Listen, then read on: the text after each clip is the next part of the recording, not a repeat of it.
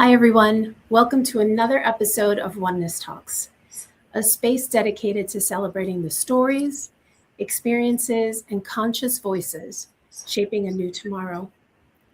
I'm your host, Kay Riley, and today I welcome our very special guest, Sue Card.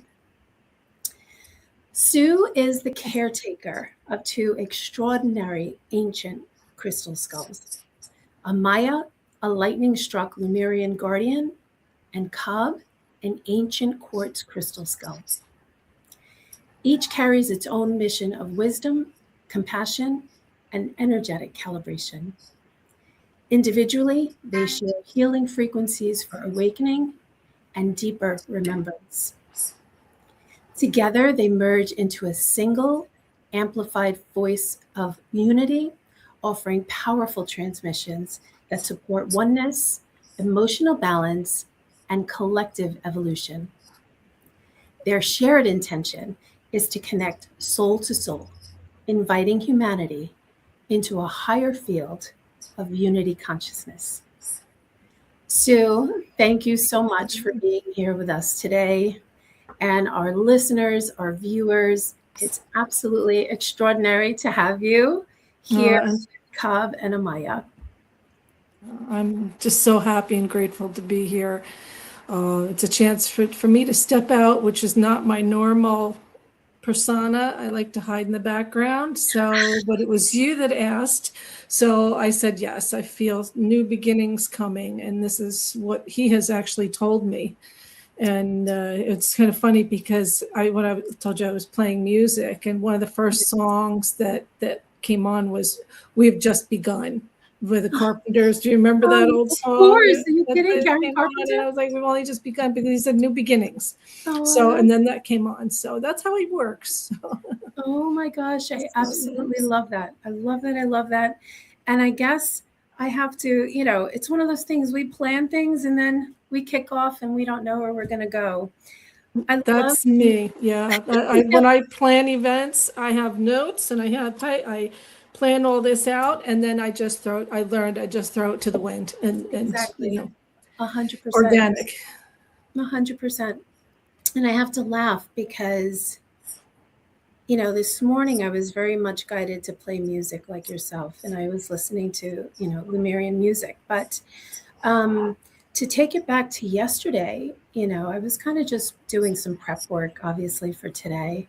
And I was going through my email, and all of a sudden, out of the blue, and I know KAB orchestrated this, and because you started with saying that you feel him almost supporting you and coming out and taking this space, I don't want to say out in front, but very much alongside KAB, right, in this moment, that this email that you sent me when you and I connected, you reached out to me in 2020. The date was March 5th, 2020. And as I was going through my email, I was like, where did this email even come from? I haven't seen it. And I have to just say, it's you introducing yourself, and you were inquiring about the event that was taking place then. And I remember when I got this email from you, and you explained a little bit how you're the keeper of an ancient crystal skull. And at the time, I was very much just starting to learn about crystal skulls, and I felt all this resonance and remembrance. And so your presence, right, coming into that time period, and then you sending me that first picture of KAB, which I will always say just immediately opens up my heart of resonance, was just nothing short of like such a beautiful validation of you and your life's work and what you're meant to do here with KAB. Oh, it's beautiful. And really, you're right, there's no accidents. He has a way of orchestrating. I like to say that because it comes in many ways. Like an orchestra, a lot of instruments that come in and play a beautiful music and song together. He has a way of creating this like etheric and spiritual orchestra of, he's brought people, he's healed relationships, like relationships that I have had. He is truly about oneness and unity. But when I wrote you that was, I saw your post about the event, and it would just struck me in my heart, and I just knew it was so right. And I still do. And as my husband does too. He really loves the show too. So we can't wait to come back again and see you and everyone and just get reunited and spend more time together. It's really truly a blessing for us. It really is. Well, it's a blessing for us to have KAB and his unifying energy overlight everything that we do together collectively, right? So thank you. He loves it too. He truly does. He's the extrovert out of the two of us. He really is. So. I love that. I love that. All right. So I wanted to kick off, and I have some notes here, but, I wanted to open up the gateway for today, really kind of just helping people to kind of better understand, like, how is it that one person even steps into their destiny of being a crystal caretaker, right? And especially to one like an ancient skull such as KAB. And I wanted to bring everyone back a little bit, perhaps to your childhood, because I feel like we're always positioned exactly where we need to be in this life. And then, obviously we take the journey. But, for you as a caretaker, like, how do you feel like your childhood really prepped you, if you will, and your life's path up until having KAB show up in your life? So just tell us a little bit about your upbringing, and if you feel like if there were specific things that might have perhaps just sparked an awareness, like were you always connected to metaphysics and consciousness and evolution, and were you aware that you were going to be on such a powerful journey in this lifetime with KAB? No, I have to say I always felt different, and I think my family kind of knew I was different, but when I was 15 I started having awakenings. Well, at first I read this book from the library, Probability of the Impossible. Oh, wow. And it was all about the Lemurian photography. And Yes. This was many years ago. I mean, I'm sure many have heard about that now, but seeing the glowing in the pictures off the hands, it really started opening me up and questioning. And from there, I started having psychic experiences. And, I'd see things that were going to happen, or sometimes to friends, and I would tell them about it. And then I started trusting it more. Because sometimes it was just right in my face, and there's just no way about it. And then I had some incidences with my brother after he passed, and then I was reading an angel book one day, and I finished it. I shut it, and I was just feeling kind of like, wow, I wish I had an angel. And bam, I got the name come right into my ear. I heard it clear as a bell, and I actually looked around, and I'm saying, where'd that come from? And then I was working, and this girl that I was working with, it turns out her mother was a psychic. And she said to me, she goes, when you hear your angel's name, you'll get a confirmation 3 times. That's what my mother says. And I'm like, oh, and darned if I didn't get that name 3 more times. Yeah. And so then that's really started my journey. But with the crystals, it was I started making jewelry, and that opened me up. And then because of that, I got involved with a man who was going out to Tucson Mineral Show, and he had a gift shop, and he was selling the minerals, and then I was making jewelry with the rocks and minerals. And so then that introduced me to Tucson. And then I had like epiphany and openings, and I had a rapture when I was out in Tucson. So that it was just a series. I'm sorry, I kind of got off track, but you're talking about the childhood. So I always felt different, but I think I spent a lot of time alone, and so I was always thinking a lot, and assessing, and seeing patterns to things, and just noticing. And I think that kind of helped me. I was always out in nature, in the woods, and so I always had that undercurrent of I've been here before. I used to hide here, or this area. That's where the ladies used to go and have their babies.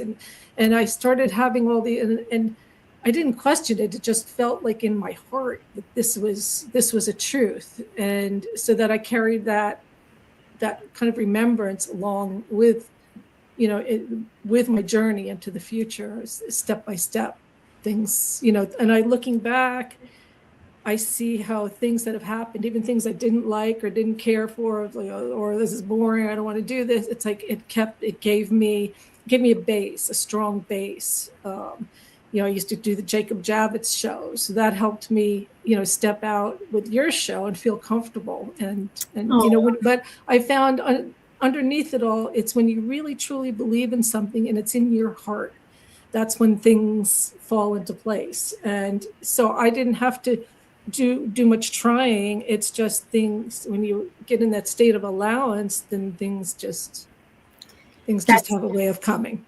Yeah, I absolutely so I love hope it. I answered your question. No, you did beautifully, but it's one of those things. It's like our destiny is our destiny, and as we watch and witness our own, life's unfolding, sometimes we can even be astounded ourselves by our own path and how all those little intricate workings really kind of bring us to each moment. Yeah. And I love that when you were younger, you just had that connection already within you, right? Like, not all of us, like for myself, I had a couple experiences, but I think there's a difference between having an experience and kind of putting it aside, and then having an experience and allowing that to unfurl even more. So you're constantly moved into that next experience. Yeah. Yeah, So, it's sort of like a string or a thread that you follow along. You don't know what's coming, where it's leading, but you just kind of follow along and hope things, work out. 100%, 100%. So tell us and take us to that moment where you and KAB actually connected. And before you get there, you did say something earlier, and for whatever reason, I need to touch on it for a moment.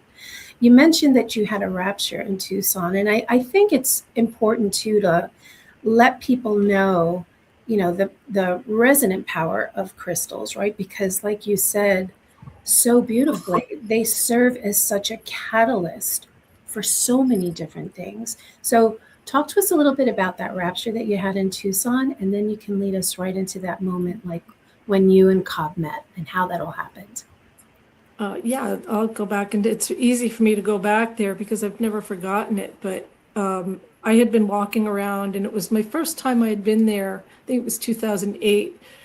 It was the first time I had been with that gentleman, and just at his events helping him. But that was the first time I was alone. So I was walking around, and I just trying to feel all different things. I'd seen Robert Simmons, who wrote the Book of Stones. I saw him, and I have a signed copy from him, and I really resonate with things that he says because I get a lot of the same information, only he's much more like eloquent in his speech. Mine is more like the Reader's Digest version. But anyway, so next to him was another lady. I walked out from there, and then I'm picking up some of her crystals, and she's like, "Here, what about this one? What about this one? Why don't you try this one?" I'm like, "Thank you. That's very nice, but thank you." And then I put them back, and walking out, she had a whole big table set up with crystals. I want to say bigger than this. Mm-hmm. And I just put my hand on one, and I looked, and I said, "Oh, it looks like it's broken." And I grabbed it, and I put my thumb in this crack, and all of a sudden I just went, and the collective energies, you talk about crystals, you mentioned about the energies of crystals, and I think it was all the collective energies, having Robert Simmons next door and having this woman who I found out later deals with the top 10% vibrational frequency crystals in the world. So it was like a combination, but it turns out these were Lemurians. And I was like, oh, Lemurians, they must be beautiful. If they're from Lemuria, I didn't know much about them, but I stood there and I couldn't move. Mm-hmm. And I became encompassed with this loving, beautiful oneness of energy. And it was beyond mesmerizing, but it was also, there's like no words. I was like a part of the all, the love of the all. And my mouth dropped open and I stood there, and then I was like, how much is this? I'm like, okay, it's probably $1,620. And she looked at me and she goes, $6,000. And I'm like, okay, thank you. And I'm like, and I'm in my mind, I'm like, maybe if I offer her 2,000 at that time, I had, my father had passed away, and I had a little bit of a cushion.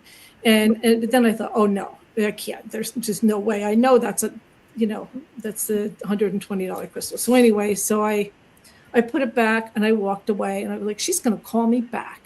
And she never did. And I thought about it. And then I found out who she was. And like 2 years later, I contacted her. I said, do you by any chance still have that crystal? And I told her what happened, and she felt so bad. But she's so psychic herself. She saw, I guess, the reaction, and she's just like, she's not getting that one, and that fast forward, I know who ended up with them. A beautiful woman ended up with that, because I recognized one of that, and that was the last one she had. She had sold them all, so I wasn't meant to be, and that's okay. But that led into how I got Amaya. So that's how I acquired Amaya after that. So things just grew, and that's the thing with crystals; they have a tendency to help things grow, and I got off track again, which is not abnormal for me. But no, it's so perfect. And I love how I didn't even really know that you were connected with Amaya first, and it makes such like the alignment is so beautiful in that story, because they do it. They have a tendency, like you mentioned before, things absolutely just happen. And it's such a validation of who you are, once again, vibrationally, because you were open.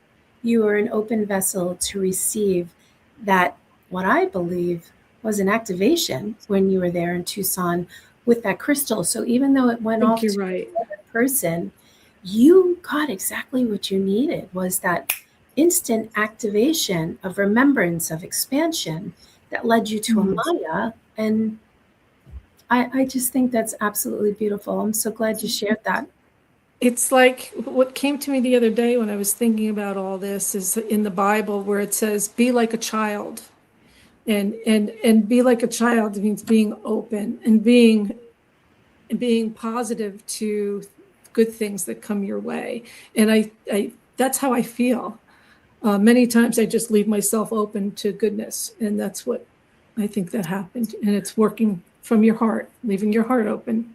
Absolutely. It's hard sometimes because it does get, hurt, but I'd rather have it open and free than hiding it all the time. So. Right. Yeah. And you would ask me a second question, which I knew I was going to forget, and I did, because I get off track. But what was I supposed to answer again? No. This is free flow, so we're all good. It's all good. I try to, just keep so I don't go flying off the rails. It's so easy when you're in the stream of energy, But I did. It was just so beautiful. But I did want you to bring us, if you could, to that moment. So you connect with Amaya right, first, and then how, I'm sure, and I'll let you share the details, but how Amaya probably played a big role in preparing you, perhaps, for KAB coming into your life. Yeah, I believe she did, because her energy is very gentle and very angelic, and that was what I needed at that time. I'd been going through a lot, so she was very patient and not forward, and so, but she let me do things in my own time, in my own way, and yeah, so that did, I believe, helped me when I got him, and working with the crystals in between that and getting an introduction to the other crystal skulls. I've been with some amazing crystal skulls, and it opened me up opened me up to remembrance of when other lifetimes when I've been dealing with this, dealing with skulls. And, I have like very strong remembrances. And so it's been really, really incredible. So that leads to when you asked about KAB, I had actually seen him in a picture first.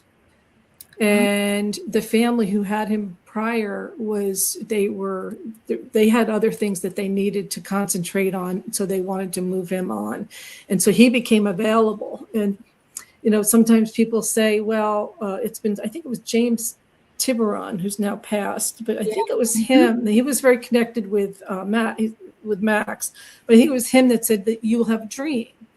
You'll have a dream before a crystal skull comes to you. Well, that's one way.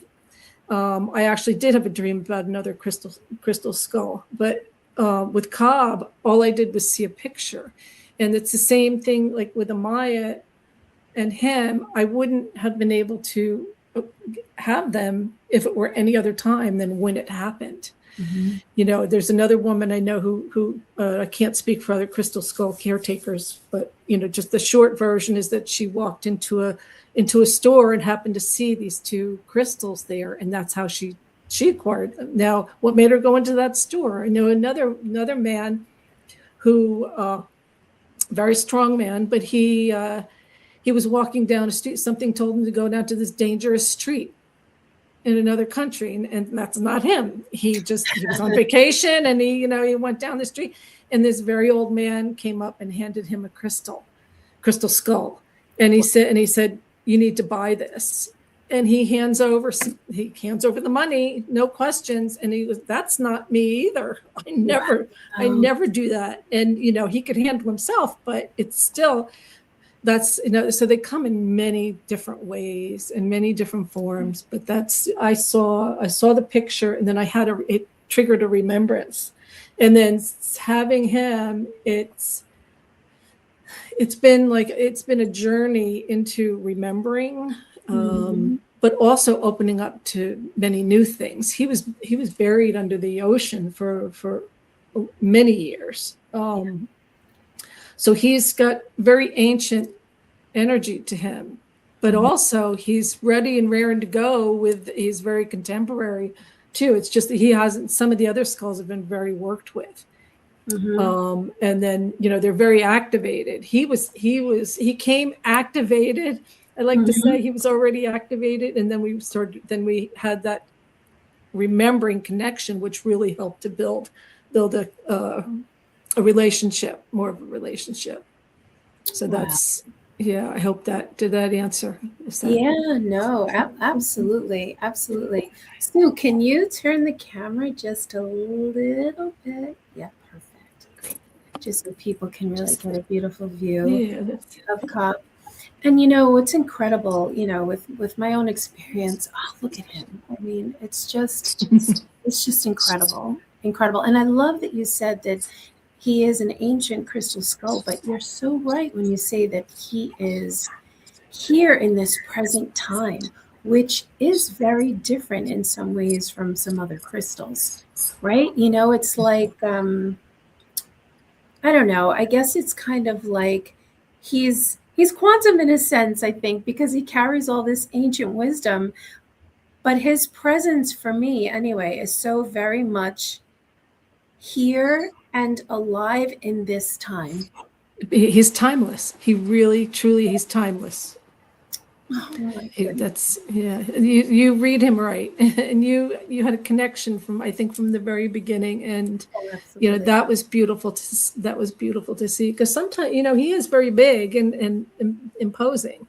I can see why people are a little bit taken aback at the very least and question, but he also exudes this energy and loves to connect with people who are able to connect with him. When I'm at the show with you, it's funny. Eddie and I we sit there and we watch people go by, and they're just walking by, and all of a sudden somebody just like stops and like, what's going on here? What is this? What's happening? What am I even looking at? They don't even know, like they're looking around and they don't almost see him at first. And you're like, what's going on? And it's like, oh, it's him. It's her. So something, he loves to reach out and connect with people. And again, it's through people who he connects mainly with people who seem to be able to hold a lot of energy as well, or notice the energy and hold it in their hearts. And it's he wants to do the work with people. He really does. Yeah. He really truly wants to help the world. He really truly wants to help people. And I've always been like, I remember walking around saying, you know, we're all becoming one. I mean, I don't get it. Why don't people get this? I don't understand. It's like, and this was way before I even had him or her. It's like, we're becoming one. How come she's mean? Or how come they're doing that? That doesn't make sense. And why didn't they get invited to that? Or why didn't, it's like, I've always been for that unity consciousness. So when he came along and he was about that, I'm like, oh my gosh, okay, that's, you know, we just fell right into each other. That's incredible. It's been fun to watch that happen with other people. That's like, I like to say he's not totally loyal to me. He loves people. He really does. Yeah. So do you believe, Sue, that you and KAB, because I know you said you had remembrances of crystal skulls, right? In past lifetimes, parallel lifetimes, however you want to look at it. Do you feel like you and KAB connected in a parallel lifetime somewhere, and you're here together now doing this? Like how is it that you perceive, if it's not too personal, your relationship and connection with KAB? Because it's like such a sacred vow to come together and to do this work together, the both of you. Yeah, it is sacred.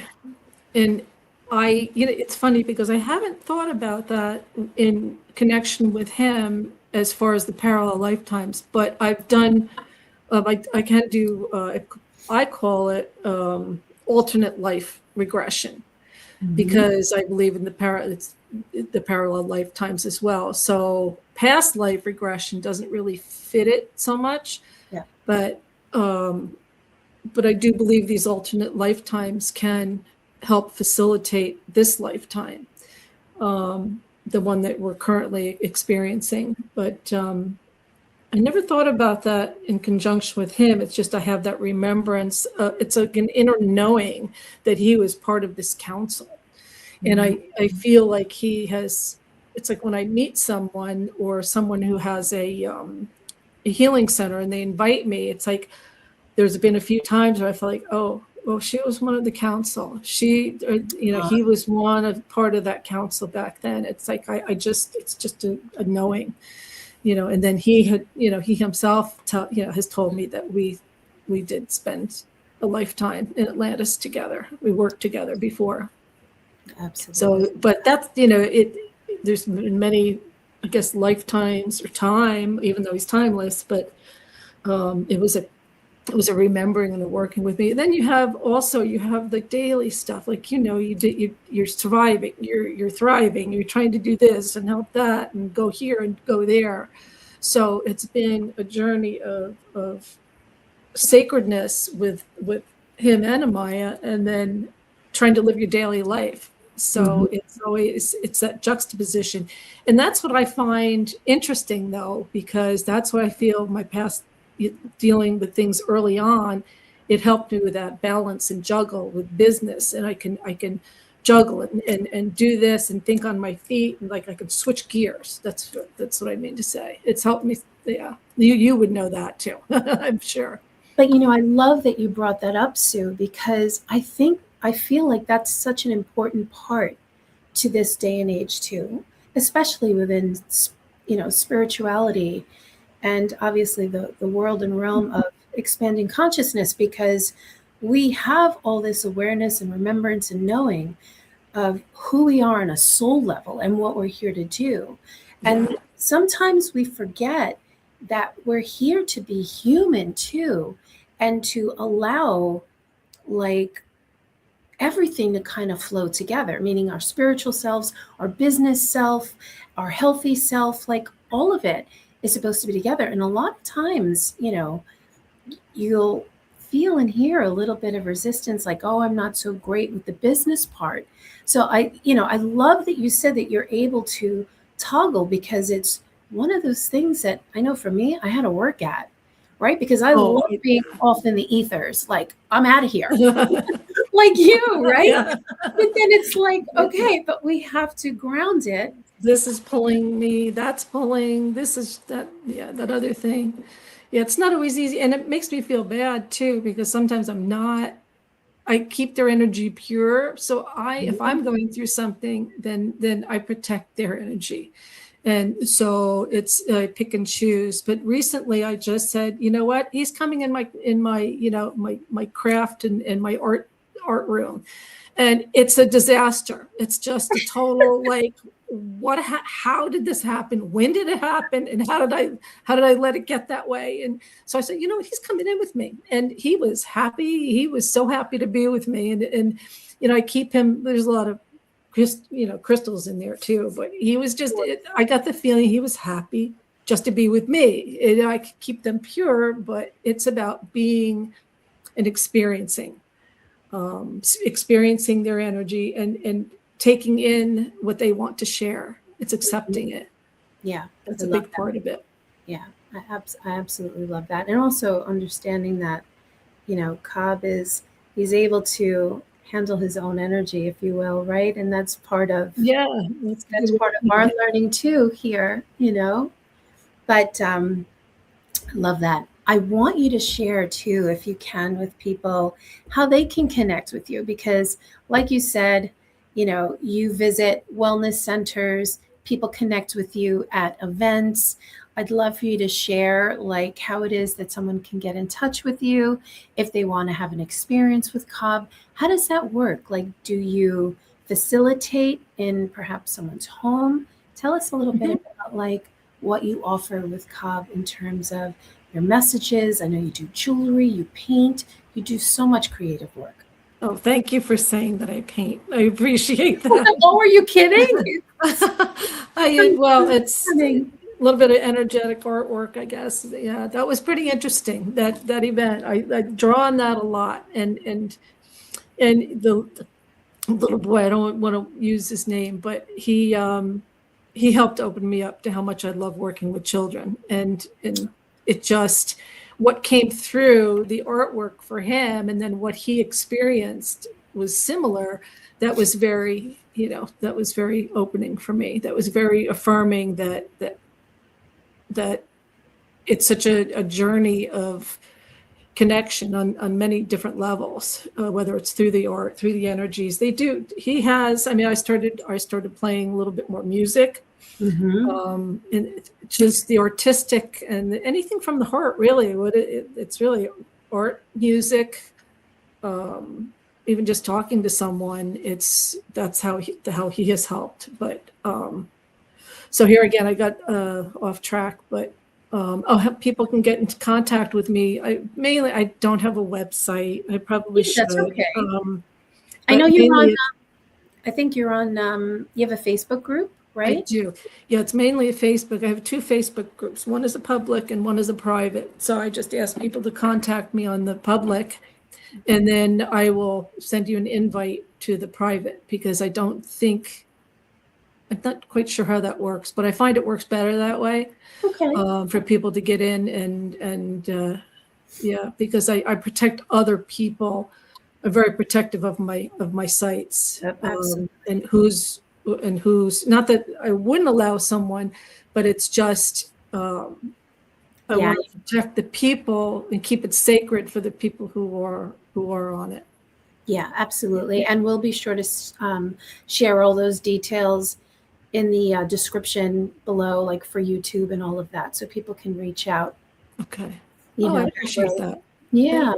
Thank you. But so like when you go into a wellness studio or center and you do a setup, now, I've experienced that with you, and it's just completely otherworldly. I mean, there are no real words for it. It completely changes the atmosphere. I mean, Cobb's field is incredible, and Amaya is so Lemurian, but she's so celestial too. So and then you come in, and it's just like this trinity of beautifulness. And I think, going into a wellness center, I imagine, is so different from doing a show, because that you're creating a real intimate field for people to come and to feel safe opening up their hearts, which I imagine is Cobb's greatest desire, right? For people to feel safe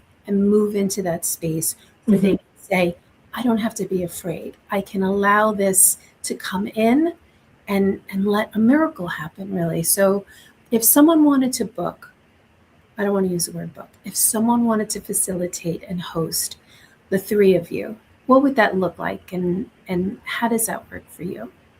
Well, each time it's different. We really work with the availability, whether it's a space. We could be in the smallest space. We can be in the biggest space. It's been really wonderful. I feel very grateful to the people who have allowed us in their homes and their spaces, because they themselves have created such beautiful spaces and holding space. So yeah, it's each one is different. It's what they will generally invite their people. Sometimes they have their groups or their healing centers where they facilitate. So they invite their people, and then we put it out there, and then, we see, normally it's their people if it's in the homes, because they know the people already. Exactly. But then there's times when I will invite someone because they're closer to that area, and so that they can come and enjoy it too. So that's how that happens. And then the wellness centers, it's the same thing. People, they set it up in their sacred space, as you did. Your very beautiful sacred space. And that's how, I'm just there as the facilitator, as the wellness centers are holding the space, and I'm there just to facilitate the connection. I step back and let them have their private time. You can either have private time or book a whole, keep it simple and book just like a general session with KAB. And so that's how it works. I'm very amenable to how other people want to do things. Yeah. It usually works out very smoothly, and it's really, really, the hard thing for me is, sometimes I feel like, how psychic isn't supposed to know much about their client, or, you don't know too much beforehand. It's like, on the opposite, it's really the connection between them. So I feel like, oh yes, I do want to get to know this person. I find out afterwards that, oh my God, I wish I knew that. I wish I could talk to him more about that, or he does that. And I'm so interested in what the people do and themselves. So so I like talking to people, and I could do psychic events like that, but I choose not to. I'd rather just be the facilitator and help people through talking and letting him do the recalibration. And and for those who are listening and tuning in, it is the way Sue describes it. It is so beautiful and so sacred and holy, because once again, it's like there's this field of energy that just supports you in a way that lets you know that you are safe when you are in your most vulnerable moment. And KAB is just extremely gentle and yet really, really profound. So it's incredible.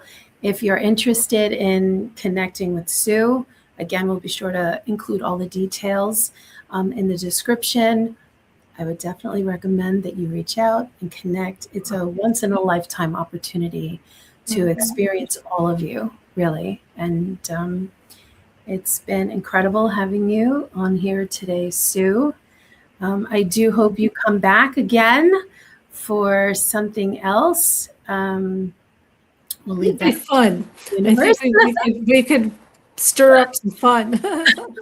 Absolutely. I kind of feel that coming. 100%. And I think before we go, is there anything that you would like people to know about KAB and Amaya that perhaps wasn't touched on today? No, it took me quite a while I kept each of them very pure. I didn't just, here's your new roommate. It took some time because their energies were different and they were from different time periods. And it wasn't like they wouldn't get along. It's just I had to protect their energies. Even it's like when I bring a new crystal in, the same woman who I acquired Maya from, she's a wonderful woman. But she taught me something, and she said, when you hold a crystal, when you get a crystal, the first thing you do is you hold it and you say, you are safe, you are loved, you are free to be who you truly are. And that's what I try to keep in mind. And every once in a while I tell them too. But since then, since I've acquired them,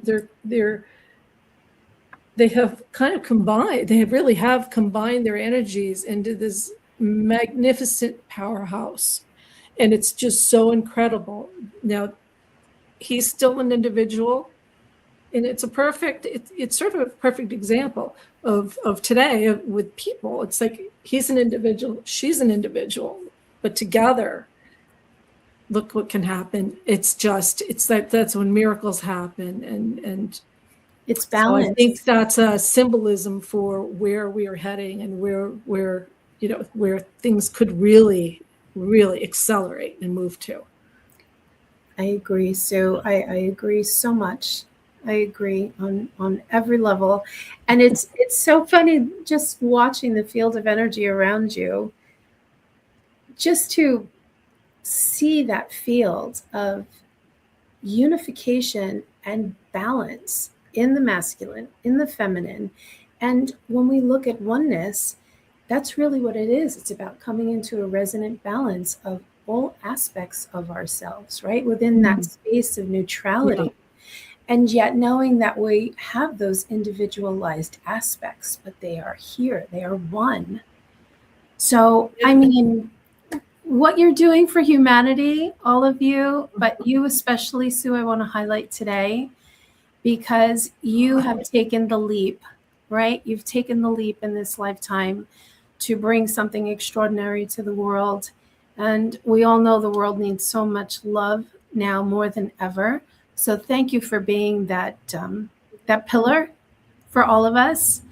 And I thank you for your time today. Thank you for sharing. I just want to add one more thing. Sorry. Oh, yeah. But I know it's the time. No, not at all. Before I was getting ready and I was listening to the music and I was working with them and just connecting and tuning in. And I just had this purge. I just was crying. I just started crying. And it was like, because I think it had to do with new beginnings. And I don't know, getting rid of, because it's been very hard for me to step out into the limelight and the spotlight. So I thank you for holding space for me in order to do that, because I can't think of anyone else really that has helped me immensely and helped me get over certain fears and just allowed me to, come out of the crystal closet, as you say. I'm truly grateful from my heart.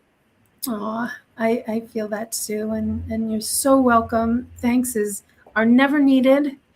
On a soul level, we recognize each other, and when we're open, we just do what we know we're here to do. So for me, it's a privilege to connect with all of you. Really, it's I don't want this to turn into like a gush fest, but this is what it is, folks. When the heart is open, when we recognize each other for so much more than just our people suits, and we know that we're here to initiate real change in the world, this is what it looks like. It looks like love, it looks like gratitude, and it looks like divine collaboration. So, yeah, thank you so much from my heart to yours. yours, really, truly. Thank you. Everybody, thank you for tuning in today, for connecting with Sue and KAB and Amaya and this incredible unified field of love. As we all know, we're living in these incredible times of infinite space and calibration points. We get to choose how we want to live and what we choose to give our attention to. So choose wisely, right? So from my heart to yours, big love. Thank you for tuning in. And until next time, Thank you to all. stay well. Thank you. Okay, you too. Bye.